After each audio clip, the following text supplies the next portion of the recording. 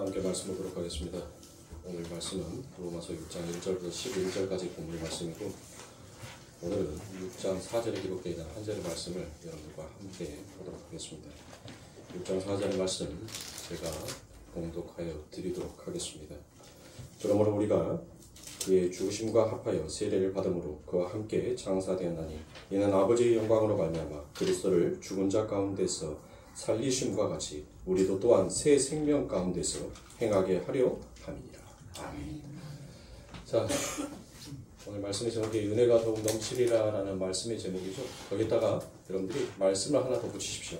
제목을 새 생명 가운데 행하라 라는 이 말씀을 토대로 여러분들과 함께 은혜를 나누도록 하겠습니다. 그래서 전체적인 내용들을 제가 여러분들에게 하나씩 다 풀이를 해드리려고 했는데, 오늘은 이 3시간에 걸쳐서 6장 1절부터 4절까지의 말씀을 여러분들과 함께 해석을 하고, 다음 시간에는 제가 5절부터 11절 아주 못한 말씀들에 대해서 함께 은혜를 나누도록 하겠습니다. 자, 은혜의 왕노릇이 여러분들 과연 무엇이 은혜의 왕노릇일까요? 은혜의 왕노릇. 대부분의 사람들이 성경의 지식이 엄청 해박해지고 기도를 청산유수같이 할 수 있게 되고, 또 그것으로 인하여서 많은 교회 안에서의 성도들에게 인정받는 것, 그것이 바로 은혜 받은 자의 성도의 모습이고, 또한 같이 그와 같은 자가 올바른 신앙생활을 하고 있다라고 여러분들 생각을 합니다. 그런데 그것은 여러분들의 신앙생활에 있어서 결코 진정한 성장을 도와줄 수 있는 것은 아니에요. 여러분들, 우리가 한 분야에 대해서 세월이 지나가고 시간이 지나가면 그곳에서 자연스럽게 습득되어지는 것들이 있단 말이에요. 그런데 그것이 마치 내 신앙의 척도가 되었다, 내 신앙의 성장이 되었다라고 생각하시면 안 돼요. 그건 여러분들 착각하고 있는 것이에요. 그건 진짜 은혜가 무엇인지를 모르는 자의 행위와 똑같은 것입니다. 그건 일반 타 종교들도 마찬가지예요. 지성이면 감천이라고 여러분들 열심히 우리가 지성을 드렸더니 하나님께서 우리들에게 은혜를 주셨다. 그거는 여러분들 그 하나님의 은혜에 대한 모반이요, 배반이다라고 말할 수 있습니다. 그러면 우리가 진짜 하나님의 은혜 받은 자로서, 우리가 하나님의 은혜의 왕노릇하는 자로서 정말 우리가 성장했다는 것이 무엇일까요? 뭘 가지고 우리가 하나님의 은혜를 받았고 하나님으로부터 내가 지금 성장하고 있다는 그와 같은 생각을 하게 할까요? 바로 그것은 다른 것이 아닙니다. 바로 하나님과의 관계가 가까워지는 거예요. 내 삶 가운데 있어서 그 하나님을 만나는 그 시간들이 점점점 가까워지는 거예요. 그분과의 만남이 즐거운 거예요. 여러분들 어떻습니까? 여러분들 주변에서 여러분들이 좋아하는 사람들을 만났을 때 그 사람들과 대화를 하는 시간들이 여러분들 어때요? 왜 이렇게 벌써 3시간이 흘렀어? 벌써 이렇게 시간이 됐다고? 여러분들 그렇죠? 맞아요. 우리가 정말 은혜의 왕노릇 안에 하나님의 은혜를 받은 자라면 그 하나님과의 교제하는 그 시간들이 하루가 너무나도 작다라고 느껴질 만큼 그렇게 작게 느껴질 수밖에 없더라는 것입니다. 그런데 그 은혜 밖에 있는 사람들은 뭐예요? 그 하나님과의 관계성이 하루가 몇 년같이 느껴져요? 천년같이 느껴지는 거예요. 정말 하나님의 말씀 앞에서 신앙에서 성장한 사람들은 그 하나님과의 가까운 교제를 해 나아가더라는 것입니다. 그리고 또한 하나님의 은혜 앞에, 말씀 앞에 성장한 사람들의 대부분의 특징은 무엇입니까? 바로 그들은 하나님의 뜻이 내 뜻이 하나님의 뜻이 되는 것이 아니라 하나님의 뜻이 내 뜻이 되어서 이 삶 가운데서 그 뜻이 이루어지기를 소망하면서 살아가더라는 것이에요. 그렇게 살아가다 보니까 여러분들 주변에 많은 사람들에게 무엇을 영향력이 있는 자가 돼요? 정말 하나님의 참다운 신앙에, 참다운 은혜에 영향력 있는 사람이 되더라는 것입니다. 그래서 은혜의 왕노릇이라는 것은 바로 그런 것을 나타내는 거예요. 그렇게 해서 성도에게서 하나님의 백성다운 그 지향성을 끌어내는 것. 그러니까 다시는 어디로 가지 말아야지? 다시는 제 왕노릇하는 곳으로 가지 말아야지. 이게 바로 은혜 받은 자의 모습이라는 것입니다. 이렇게 그게 바로 은혜의 왕노릇이더라라고 얘기합니다. 그런데 여러분들 은혜의 왕노릇을 요즘은 헛되게 해석하는 사람들이 있죠. 성도는 이미 구원을 받았는데도 불구하고 뭐 하더라고요? 여러분들 나는 구원 받았는데 죽을 때까지 나는 죄 안 지을 수 있다. 그런 성도들 한 분도 안 계시죠. 그러니까 요즘은 또 구원을 받았는데도 죽을 때까지 죄 지으니까 죄만 짓다 가니까 헌금도 하지 말고 봉사도 하지 말고 예배도 드리지 말고 차라리 집에서 자기 혼자서 말씀을 묵상해라 라고 그와 같이 말하는 사람들도 있어요.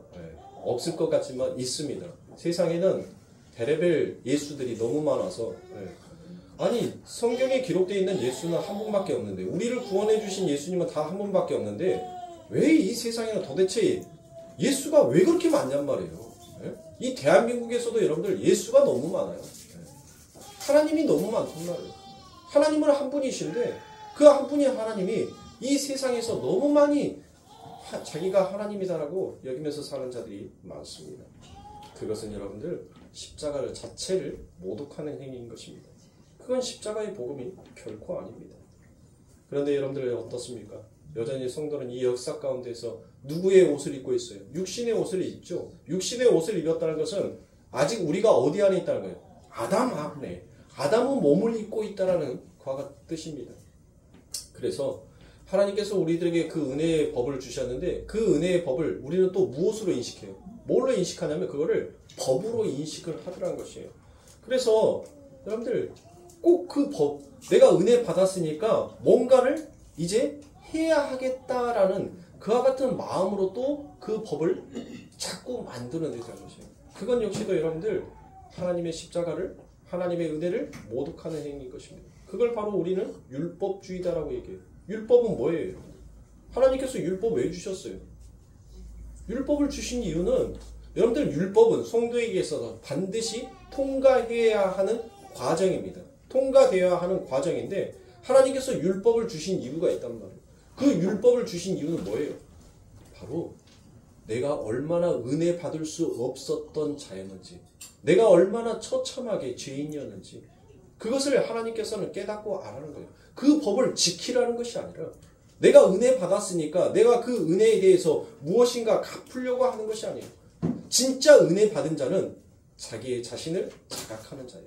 내가 어떠한 자인지, 내가 어떠한 구원을 받았고 내가 어떠한 하나님의 은혜를 받았는지를 정말 가슴 깊이 그 울림 속에서 하나님 앞에 올리우는 자들은. 그런데 어떻습니까? 우리가 자유 은혜를 늘 외치지만 여러분들 어때요? 자꾸 뭔가를 내가 해야 되겠다라는 그와 같은 불안들이 여러분들 마음속에 생기지 않습니까? 아, 내가 은혜 받았는데 적어도 내가 하나님의 은혜 받은 사람이라면 내가 적어도 이 정도는 해야 하지 않을까라는 그와 같은 무엇인가 불안함이 여러분들 마음속에 들지 않으세요? 저도 마찬가지예요, 여러분들. 은혜, 자유.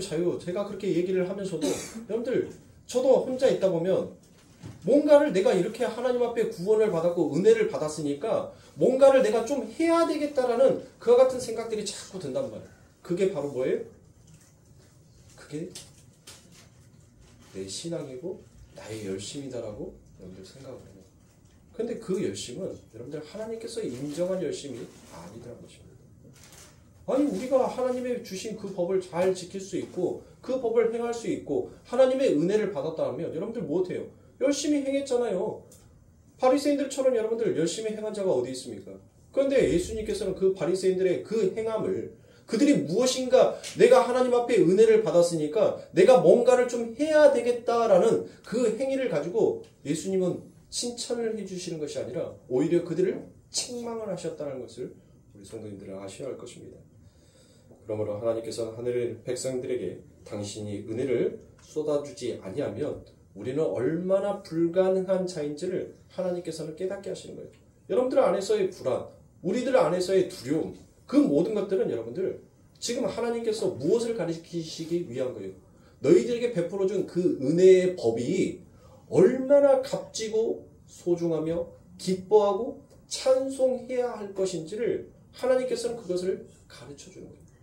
여러분들에게 있어서 가장 소중하고 가장 진귀한 것, 여러분들 언제 깨달으세요? 언제 깨달으세요? 잊어버렸었을 때 그거에 대한 가치를 깨닫게 되는 거예요. 그걸 잊어버리지 아니할 때, 내 손에 쥐고 있을 때는 여러분들 뭐예요? 그게 별로 가치 있는 것인지를 모른단 말이에요. 그런데 그게 막상 내 손에서 사라지고 없어졌을 때 그게 얼마나 소중한 것인지를 알아요. 그 대표적인 예가 무엇입니까? 바로 자식은 부모가 내 곁에 항상 있을 것 같은데 그 부모가 있을 때는 몰라요. 있을 때는 그냥 있는 줄만 알아요. 근데 그 진짜 소중한 그 무엇과도 바꿀 수 없는 그 부모가 내 곁에서 없어지면 그때서 그 부모의 소중함을 그때서 깨닫게 되더라고요. 그러니까 전부 다 뭐예요? 이 땅에 이 역사 가운데 사는 사람들 전부 다 청개구리예요. 청개구리. 이 강단에 서 있는 저도 청개구리예요. 전혀 하나님의 뜻과 반대로 살아가는 것이 우리들의 것입니다. 그런데도 여러분들 그 불안, 그 두려움 속에서 여러분들 흔들리지 아니하는 것은 무엇입니까? 하나님께서 우리들에게 뭘 베풀어 주고 있어요? 은혜를 베풀어 주고 있기 때문인 거예요. 은혜를 부어주고 계시기 때문에 여러분들 무엇하는 거예요?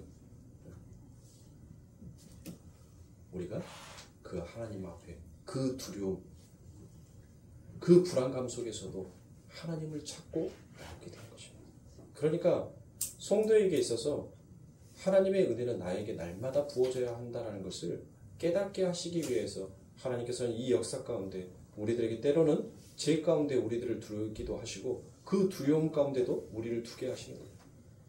여러분들 한번 생각해 보세요. 여러분들 과연 행복이 무엇입니까?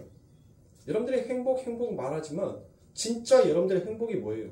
여러분들이 가지고 싶어하는 것, 여러분들이 소망했던 것을 전부 다 가진 것이 여러분들 행복이다라고 생각하지 않습니다. 행복이다라고 생각하죠. 그런데 그건 진정한 행복이 아닙니다. 하나님께서는 그걸 행복이다라고 말씀하지 않아요.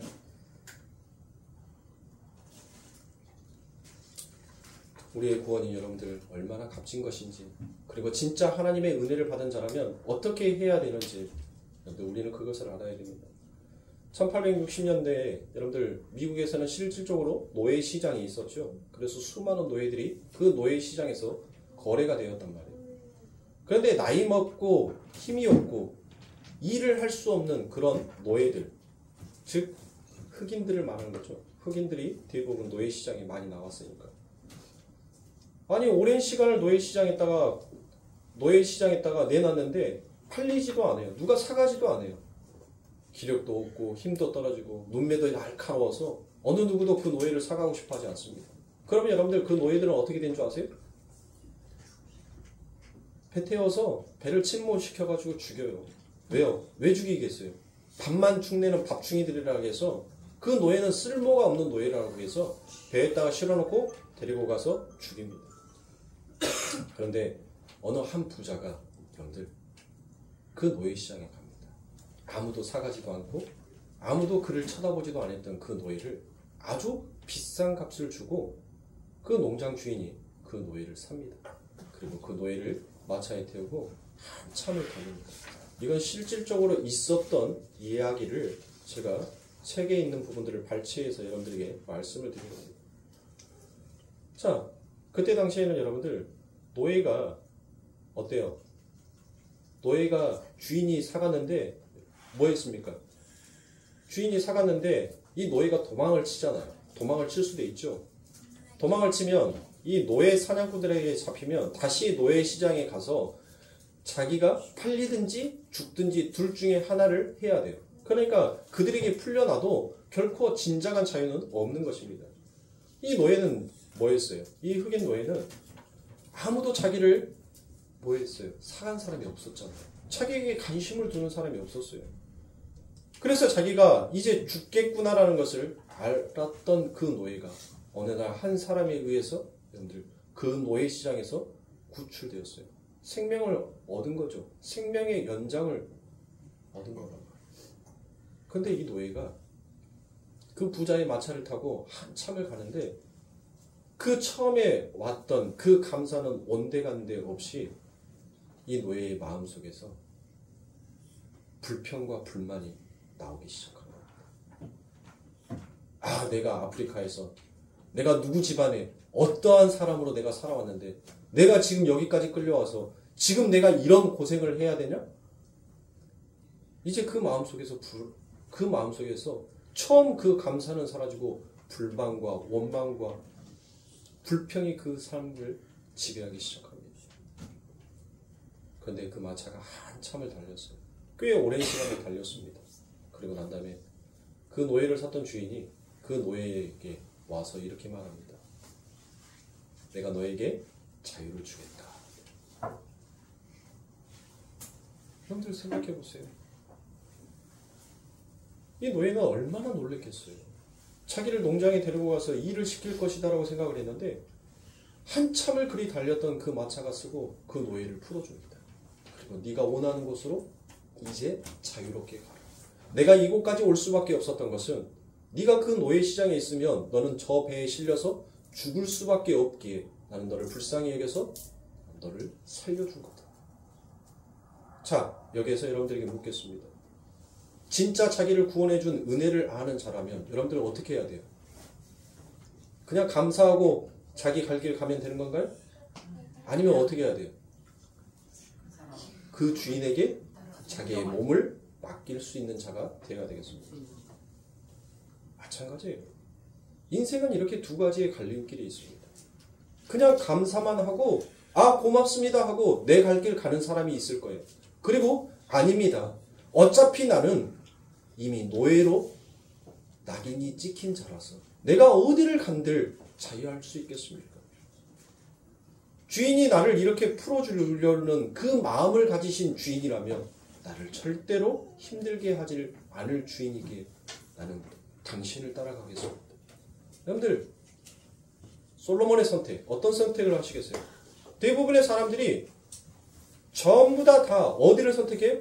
고맙습니다 하고 이제 자기의 자유를 찾아서 가더란 거예요. 그런데 1%의 사람은 무엇을 압니까? 현실 속에서 닥쳐오는 그 모진 바람이 무엇인지를 아는 거예요. 이 바람을 막아줄 수 있는 사람은 오직 내 주인 한 사람밖에 없다는 것을 아는 자는 그 주인의 노예가 됩니다. 구원이란 건 바로 그런 거예요.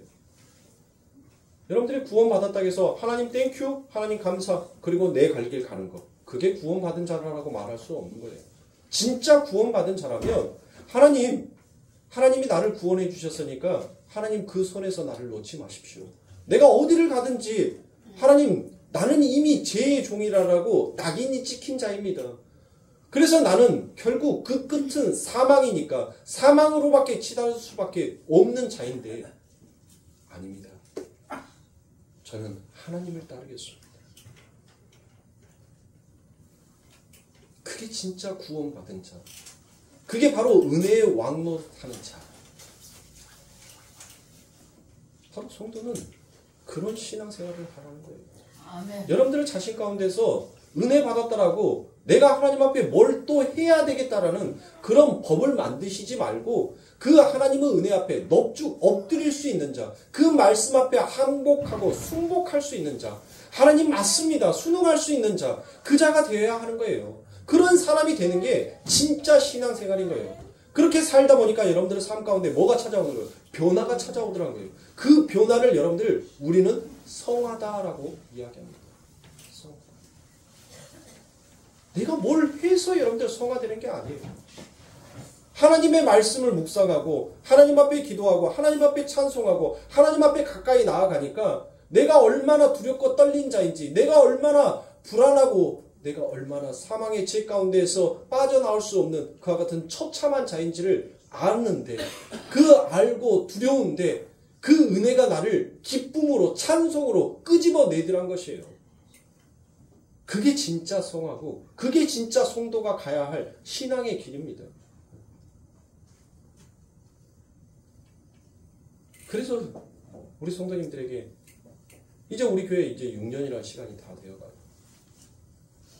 이 6년이라는 시간 동안 여러분들이 지금 하나님의 말씀 앞에 은혜가 무엇인지, 구원이 무엇인지, 여러분들이 받고 계신, 여러분들 손에 쥐어주신 그 값진 진주와 같은 보석이 무엇인지를 여러분들이 알지 못하는데 밖에 나가서 전도한들, 홍사한들, 그게 무슨 소용이 있냔 말이에요. 그건 결국 다 자기 자랑으로 나오는 거예요. 하나님, 나 전도 몇 명 했는데요. 나 성경 몇 번 읽었는데요. 하나님, 나 어디에 가서 봉사했는데요. 하나님은 예수 안에서의 일을 은혜다라고 하지, 예수 밖의 일은 전부 다 죄로 여기더란 것이에요. 진짜 은혜 받은 자는 어디 안으로 들어오는 거예요? 예수 안으로 들어오는 거예요. 오직 그 은혜는 어디 안에만 있습니까? 예수 안에만 있는 거예요. 그러니까 신앙은 여러분들이 하고 안 하고가 중요한 게 아니에요. 아, 이거는 하나님의 말씀이니까, 아, 이렇게 안 하면 하나님께서 저주하신다라고 하니까, 하나님께서 심판한다라고 하시니까 그 하나님의 말씀이 무서워서 하기 싫은데 억적스럽게 하는 거? 그게 신앙생활이에요? 그게 신앙의 성장에 여러분들에게 도움이 되겠습니까? 아니요. 조그마한 모진 바람이 여러분들에게 불어닥치면 여러분들의 신앙은 산산조각이 나요. 내가 그렇게 지성을 들였고, 내가 그렇게 열심을 했고, 내가 그렇게 선하고 착하고 도덕적으로 윤리적으로 내가 그렇게 아름답게 하나님 앞에 참된 모습으로 보이기 위해서 내가 얼마만큼 노력을 했는데, 하나님 내 가정에, 내 사업에, 내 직장에 하나님 왜 이런 아픔을 주십니까? 왜 이런 고통을 주십니까? 진짜 은혜 받은 자는 하나님 앞에 찬송과 감사를 드리는 자지, 하나님 앞에 원망하고 하나님 앞에 삿대질하는 자가 아니에요. 그게 은혜 받은 자다라고 어찌 말할 수 있냔 말이에요. 그게 어떻게 성화된 자예요? 성화된 자, 하늘의 성도가 된 자가 어떻게 하나님 앞에 욕을 하냔 말이에요. 세상 말로 하면 여러분들 그 자를 뭐라 하게요? 폐륜하라고 하는 거예요. 폐륜아. 부모를 열심히 공양했는데 부모가 이제 돌아가실 때 가지고 계신 땅, 건물 나 좀 주라고 했는데, 아니야, 오빠가 잘 돼야지 나머지는 다 잘 될 수 있어. 그러니까 너희들은 욕심내지 말고 조금씩만 가져. 오빠가 알아서 너희들 나 줄 거 없더라도 오빠가 알아서 잘 챙겨줄 거야. 그러니까 뭐예요? 아이씨, 내가 공양을 얼마만큼 했는데 오빠라는 새끼는 코빼기도 안 비치고 내가 똥기저기 다 가면서 병원 데리고 가고 내가 뭐하고 내가 다 했는데 이제 와서 오빠만 준다고? 참, 이 늙은이 노망그랬구만. 얼른 죽어. 이게 자식이냔 말이에요.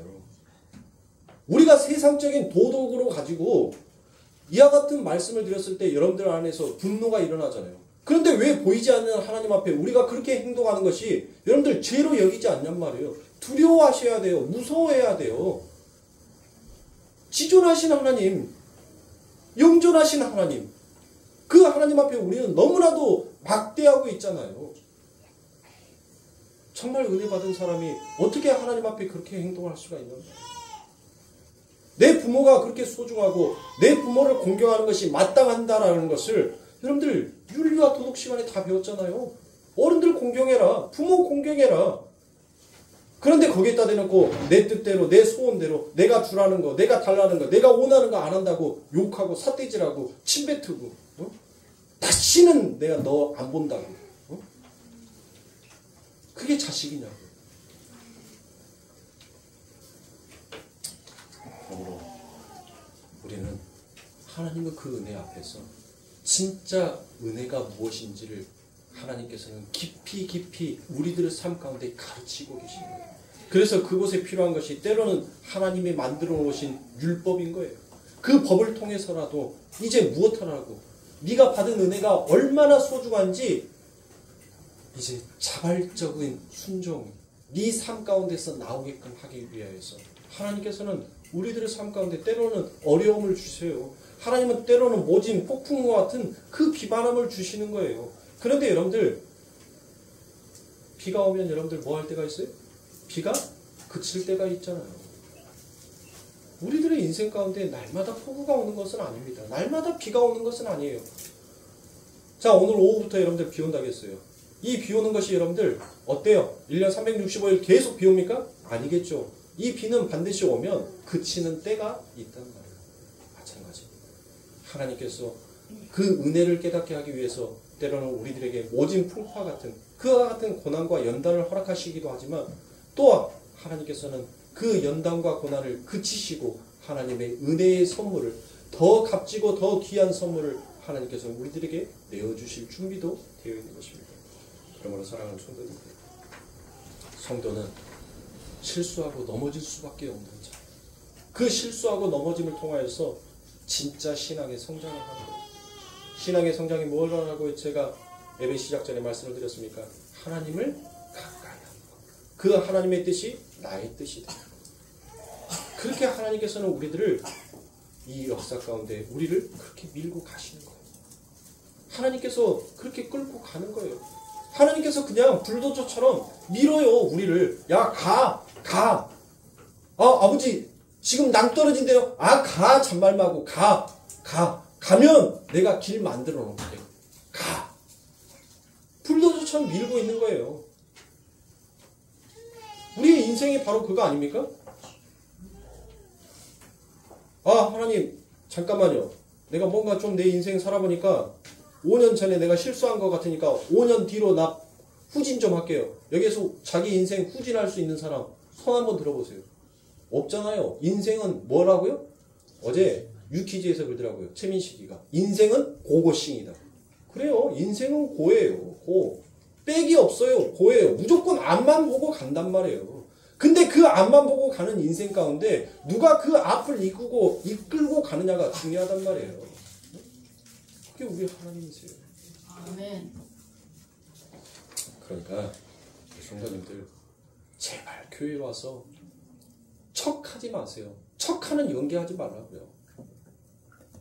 여러분들 아프면 아프다 하세요. 왜 아픈 사람이 안 아픈 척하냔 말이에요. 이미 다 들통나는데 얼굴이 다 써져 있어요. 다 보여요, 여러분들. 응? 제발 연극하지 마세요. 나는 믿음 있는데 너는 왜 그게 안 돼? 그러면 자기보다 더 믿음이 조금 더 성장한 사람이 보면 여러분들 어때요? 야, 너는 그것밖에 못해놓고 저 사람한테 그것밖에 못한다라고 너는 얘기를 하냐? 그럴 수 있어요, 없어요? 제발 척하지 마세요, 교회 와서. 누구에게 잘 보이려고?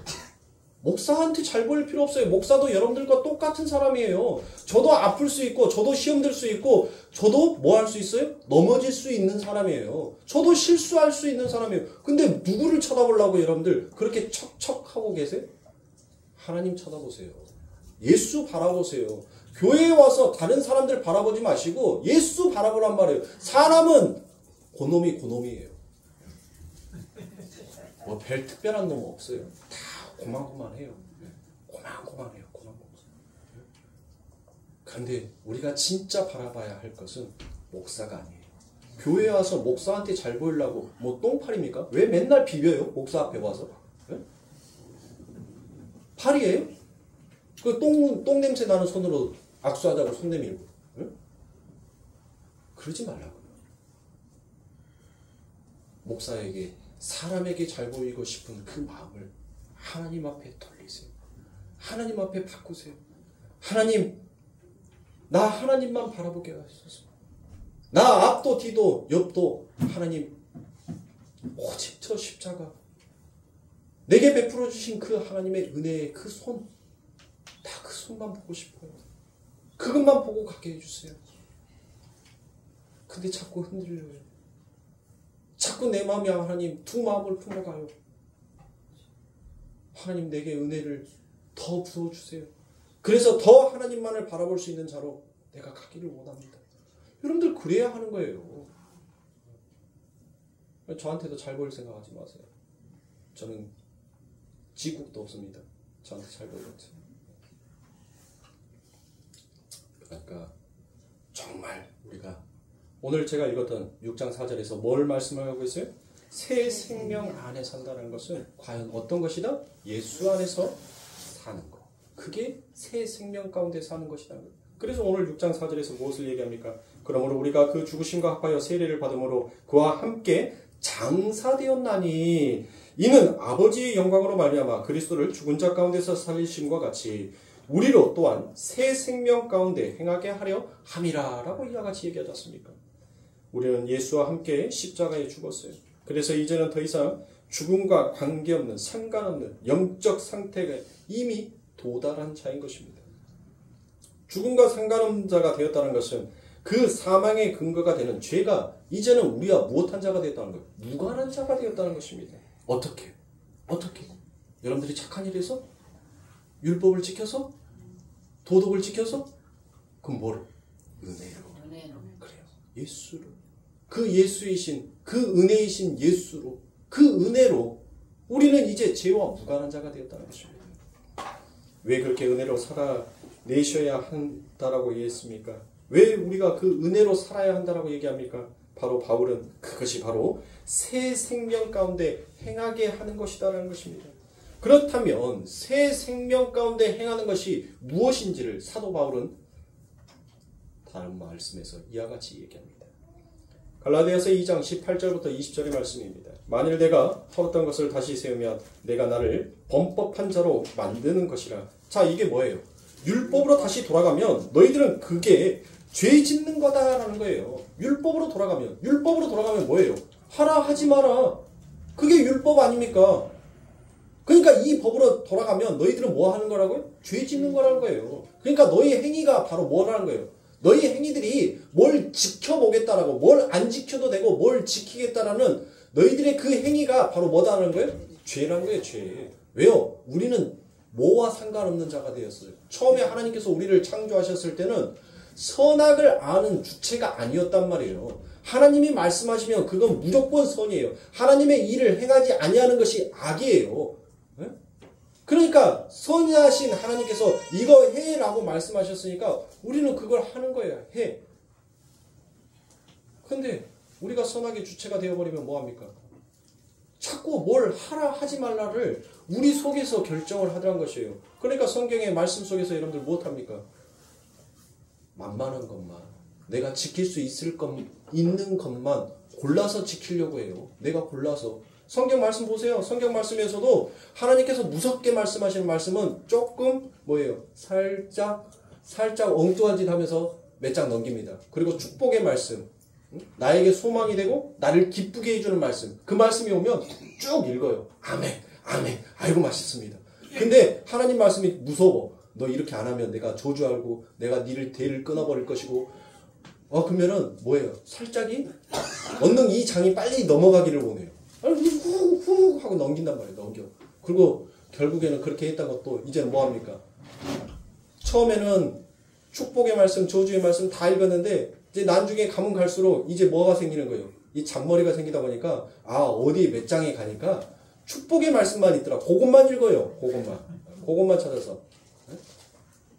대부분의 사람들, 성도들 제일 많이 하는 범법죄가 뭡니까? 잠언에서 여러분들 1장부터 31장까지 있죠? 딱 좋아요. 한 달 보기 말씀. 그쵸? 그래서 그 잠언의 말씀을 날짜별로, 오늘 며칠입니까? 18일이죠? 잠언 18장을 읽으면 되겠다. 하고 18장을 읽어요. 근데 거기 말씀에 별로 안 좋아요. 그럼 하루 종일 찝찝해. 하나님의 축복의 말씀은 하나도 없고, 자꾸 하나님께서 뭘 혼낸다라는 말씀만 있어. 하루가 찝찝해. 여러분들 그게 뭐예요? 오늘의 운세 보는 거랑 뭐가 별반 차이 있냐고요. 오늘 날씨가 기압이 낮아지니까 우리 성도님도 기압이 낮아지는데 런센스 하나 문제를 느닷없이 좀 분위기를 바꿔야 되겠어요. 1년 중에 28일이 들어가 있는 날은? 28일은 1년 365일 다 들어가 있어요.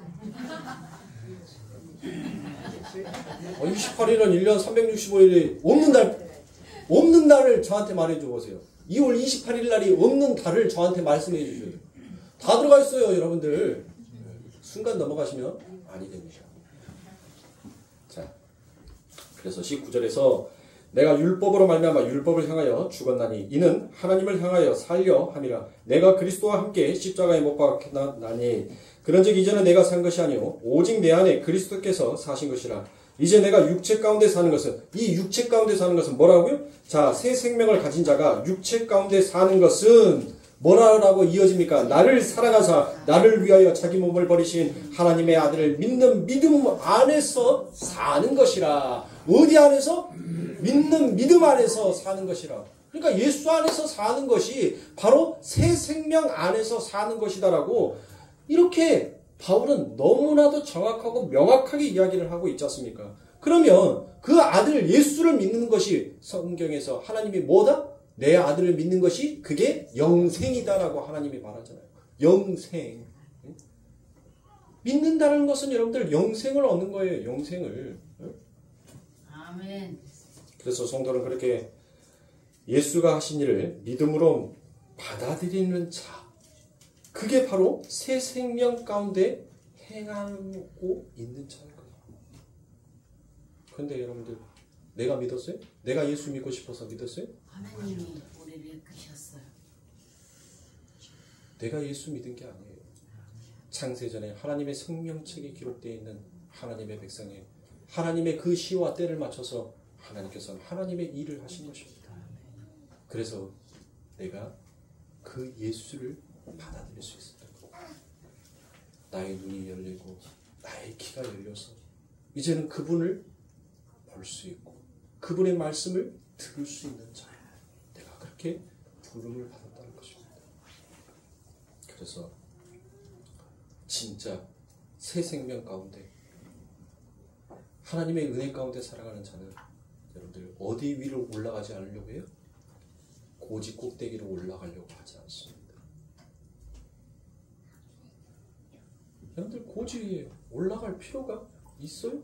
진짜 하나님의 말씀을 믿는 자, 그 하나님을 내가 은혜로 받아들인 자는 여러분들 굳이 고지 꼭대기를 점령하려고 내가 1등이 되려고 그래서 여러분들 성경에서 나오는 그 면류관 받으려고 여러분들 용 쓸 필요가 있냔 말이에요.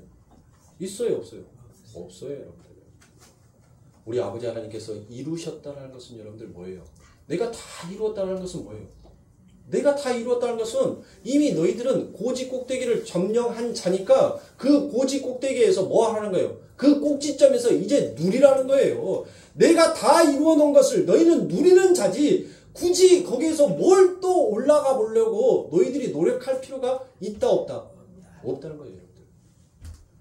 여러분들 혹시라도 산 정상에 올라가신 분 있어요? 여러분들 열심히 땀을 흘리고 정상에 올라가면 여러분들 무엇합니까? 이제 그 산의 꼭대기에 딱 올라가면 거기에 올라가면 여러분들 각각 사람들의 모습들이 다 달라요. 다 들리단 말이에요. 어떤 사람들은 그 정상에 딱 오르고 난 다음에 경치를 보면서 와 하면서 소리를 지르고 고함을 치는 사람이 있어요. 어떤 사람은 너무 올라오는 길이 너무 힘들었는가 그 꼭대기에서 여러분들 뭐예요? 대자로 누워서 아이고 모르겠다 하고 거기서 한숨 자는 사람도 있습니다. 어떤 사람은 거기에서 뭐합니까? 그 경치도 그 공기도 너무 좋으니까 막걸리 한 잔 쭉 마시고 어허 이제 털고 내려가세 라고 말하는 사람들도 있지 않습니까? 여러분들 그곳에서 야호를 부르고 대자로 누워있고 막걸리 한 사발을 마시는 사람들, 그 사람들은 전부 다 뭐예요? 결론은 뭐예요? 그 고지 꼭대기를 점령한 자다. 그것을 점령한 자들은 그곳에서 뭘 누리더란 거예요? 자유를 누리더란 거예요. 자유를. 어떤 사람은 소리를 지르고 어떤 사람은 경치를 보고 어떤 사람은 거기에서 대자로 누워서 안식을 취하고 어떤 사람은 즐거움에 잔치를 벌리고 그 모든 사람들이 전부 다 어디에서 그 고지 꼭대기 위에서 다 하더란 것이에요. 우리 예수 그리스도께서 다 이루셨다는 것은 아버지 하나님의 백성들은 이미 아버지 하나님의 나라 그 고지 꼭대기 위에 이미 올라가져 있는 자다란 거예요. 그래서 너희들은 너희들에게 주어지는 그 은혜대로 각자 누리라는 거예요. 에?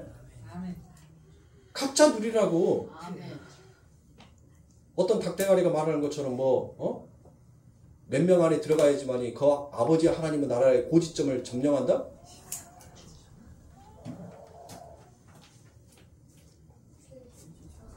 이미 우리는 예수 그리스도께서 십자가에서 다 이루셨다는 말씀은 내가 이미 너희들을 그 고지 꼭대기 하나님이 원하시는 그 하나님의 산 꼭대기에 너희들을 올려놨으니까 너희는 그곳에서 하나님이 준비해놓고 하나님이 만들어놓은 모든 것을 보면서 너희는 누리라라고 말하는 것입니다.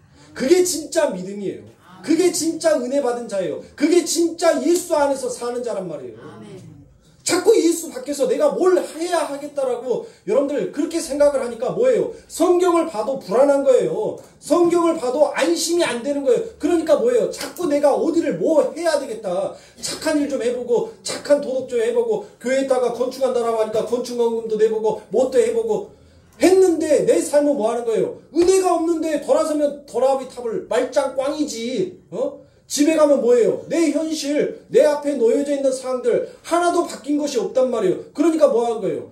기껏 예배 시간에나 아이고 목사님 은혜 받았습니다 하면서 눈물 콧물 다 짜놓고 집에 가서는 이은비가 하네. 은혜는 무슨 은혜? 하나도 바뀐 것이 없구만. 이게 신앙이고 이게 예배자냔 말이에요. 하나님 앞에. 아니란 말이에요. 내 삶은 예배당에서나 세상 가운데서나 똑같은 거예요. 똑같은 거. 똑같은 거. 자꾸 여러분들이 뭘 하려고 하니까 내가 뭘 해보겠다라는 마음을 가지고 있으니까 자꾸 여러분들이 무너지는 거예요. 내가 뭘 해보겠다는 것은 뭐예요? 하나님의 일하신 거 나 못 믿겠어요.